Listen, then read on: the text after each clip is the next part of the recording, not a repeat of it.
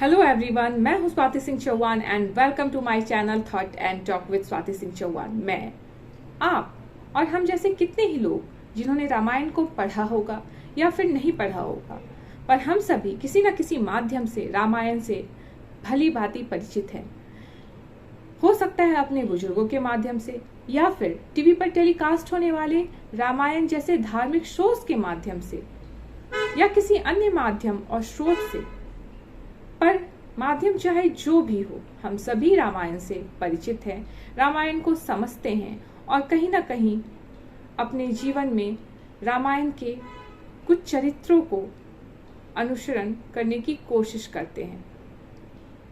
रामायण एक ऐसा ग्रंथ है जो युगों युगों से अब तक और ना जाने आने वाले कितने युगों युगों तक व्यक्तित्व और संबंधों का मार्गदर्शन करता आया है और करता रहेगा, प्रभावित करता आया है और करता रहेगा। रामायण वो ग्रंथ है जो व्यक्तित्व, चरित्र, संबंध,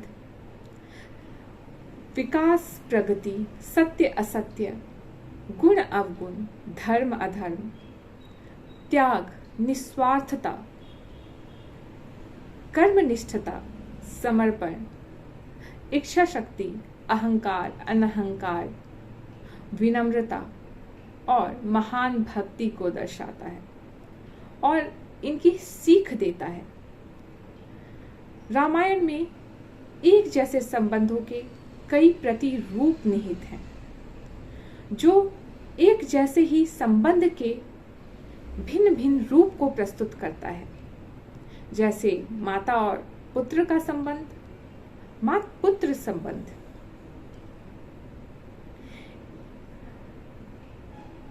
संबंध तो एक हैं, पर इनके उदाहरण कई अलग अलग रूप में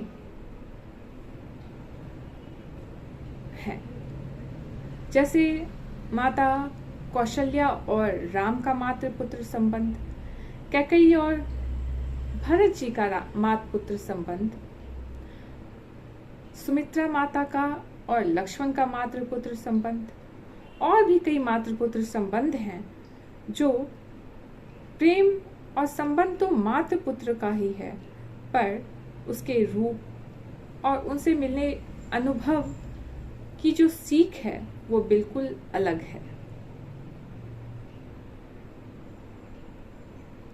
भाई भाई के संबंध के भी कई रूप, चरित्र, अनुभव और सीख रामायण से हमें मिलते हैं।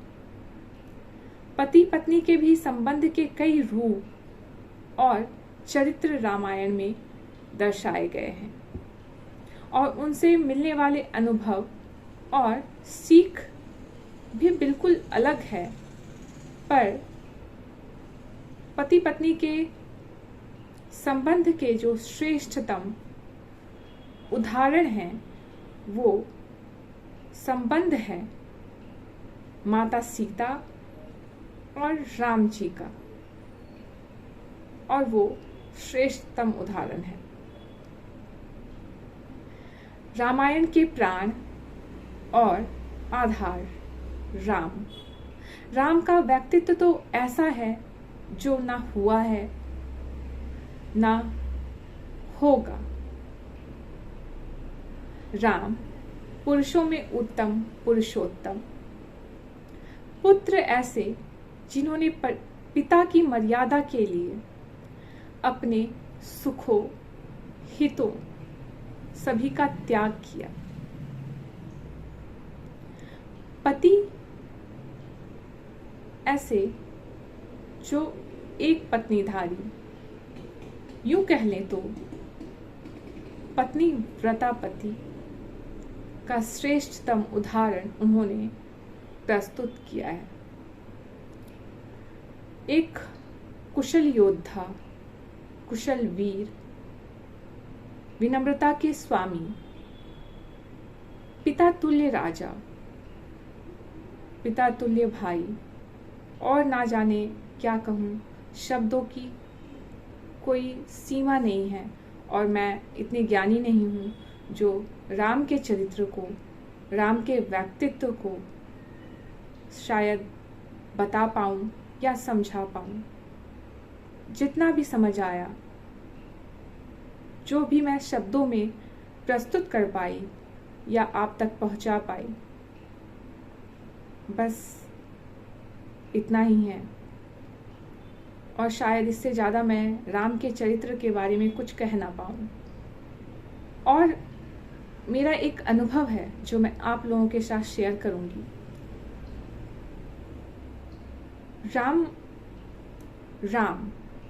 जब इस नाम को आंखें बंद करके इसका उच्चारण किया जाता है या मैं उच्चारण करती हूँ, तो मुझे लगता है कि जो ये राम का जो उच्चारण है, जब भी मैं आंखों को बंद करती हूँ और उच्चारित करती हूँ, जो इसका पहला जो स्टेप है उसमें जो मुझे फील होता है, जो अनुभव होता है, वो एक सुकून और राहत भरा होता है।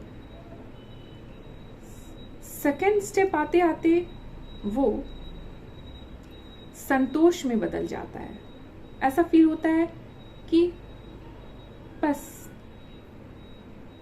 संतोष, किसी चीज की इच्छा नहीं।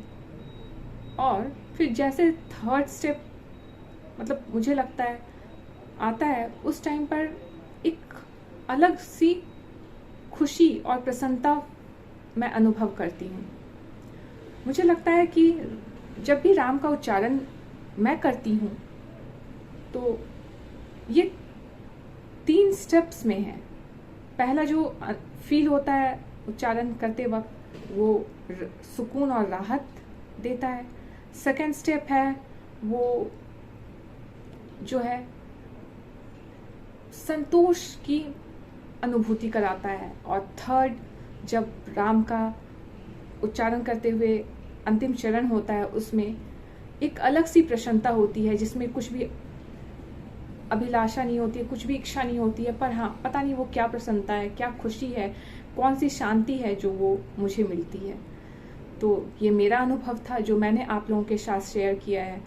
आप क्या सोचते हैं और आपको क्या ऐसा लगता है कि सच राम के जब नाम को जपा जाता है, जब उसे उच्चारित किया जाता है, तो आपको भी कुछ ऐसी फीलिंग होती है या ऐसा अनुभव होता है? अगर ऐसा होता है तो प्लीज़ मेरे साथ शेयर कीजिए। प्लीज़ कमेंट्स बॉक्स में जाइए और मुझे कमेंट कीजिए। मिलती हूँ फिर किसी और वीडियो के साथ, किसी नए अपने थॉट्स के साथ। तब तक के लिए till then, bye bye. Thank you so much for watching me, guys. Thank you so much.